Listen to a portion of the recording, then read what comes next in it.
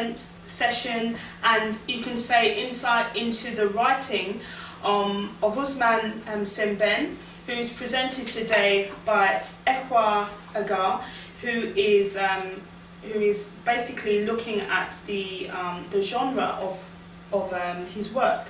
Introduction to you. Okay, Ekwa Aga, thank you, Jeremiah, for that lovely introduction as well.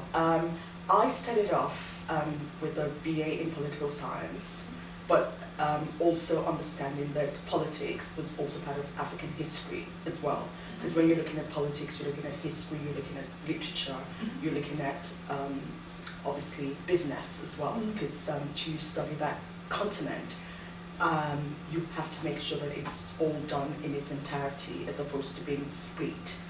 And when I went in to do a master's in French and Francophone studies at the University of Westminster, I was taken into this wonderful world of what was called the discourse of colonialism and post-colonialism.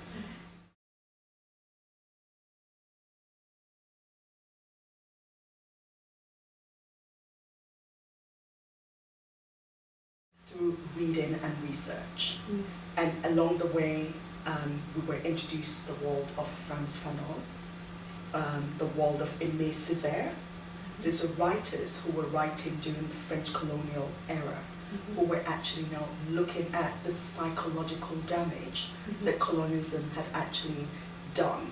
And when we say psychological, it's not about the sort of obvious, you know, people are still walking around, you know, people are professionals, people are still living, but there is something that was done to the psyche of, you know, all colonized people.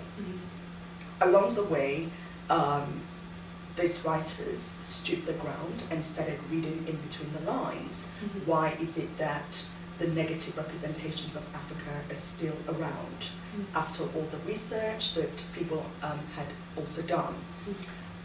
Usman Semben was from that school of thought as well, because you had writers who actually looked beyond the colonial education system and suddenly started finding out that apparently the system, especially the curriculum, was written in such a way to still promote an agenda. Usman Semben started questioning the idea of why it was that even after independence, in so-called African countries who had living languages, that, you know, languages, the languages that were now still used, you know, to develop or to continue, you know, to, you know, move Africa away from the anti-colonial, I mean, from the colonial struggle, was still the language of the colonizer. Either French or English language.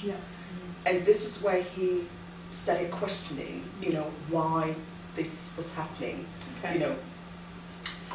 So before we go on to the body and motivation behind his work, I still want to look at your take, you know, where you're coming from.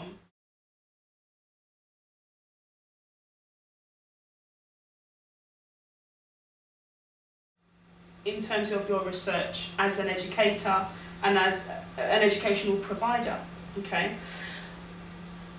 Well, in terms of studying your studies, post-colonialism, again, is a particular area, it's a genre. So can you explain a little bit more about what that means? I mean, obviously, again, that's what we're going to discuss in the body of work, but, you know, what can we expect when you're studying post-colonialism? What does post-colonialism mean? Yes, okay.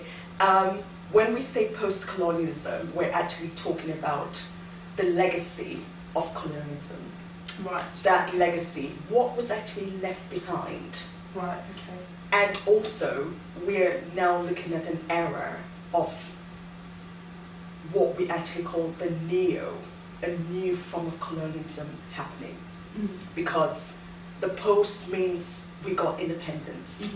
How come we are still in, you know, a sort of a time warp where when you go back into history, you actually still see that most of the structures, that were imposed, on psychological or physical or mental structures that was imposed, have not been removed. They're still being imposed. They're still imposed, but Yeah. really from a new perspective. Yes. And now the idea of the post is Yeah. who were the people who are now Yeah. using this kind of tools, Yes. and we're looking at different kind of tools. Is Yeah. it a language? Is it the institutions? Remember Remember that those institutions were not broken away. Yeah. The institutions were not reinvented. They were not kind of looked at properly and said, okay, these were the institutions that were actually imposed on us. Right. How Okay. are we going to move away from them?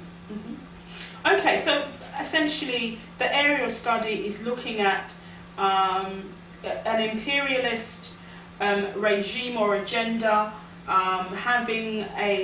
having contact with Africa, setting up, as you say, the institutions and places where imperialism can flourish, and yet after the colonial era, the abolition as part of that as well, of an enslavement of human beings, those institutions are still there. They haven't been addressed as being, part of that colonial era, and actually it's a new era, so why they're still there? Why they're still there, and that's the question. I mean, when we say institutions, I'm not saying blow the buildings away. I mean, buildings are there, but what is going on in these buildings? The documents that were used, the school curriculum that was systematically used, to just actually produce certain elites. Yes. Yeah. The banking system that was used, that monetary system that was actually introduced, that was used as a form of exchange. Okay. The exchange has always been an unequal exchange. Okay. That exchange is still unequal.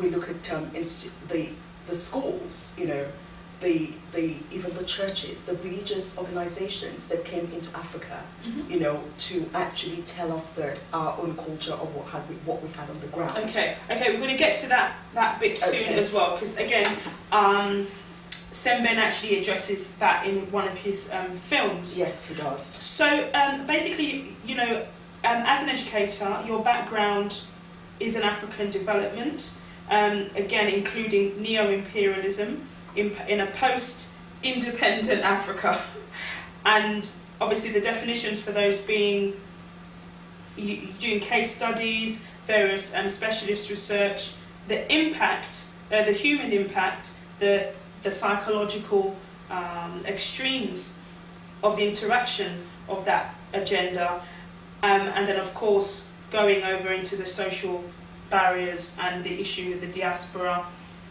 and the home front as well.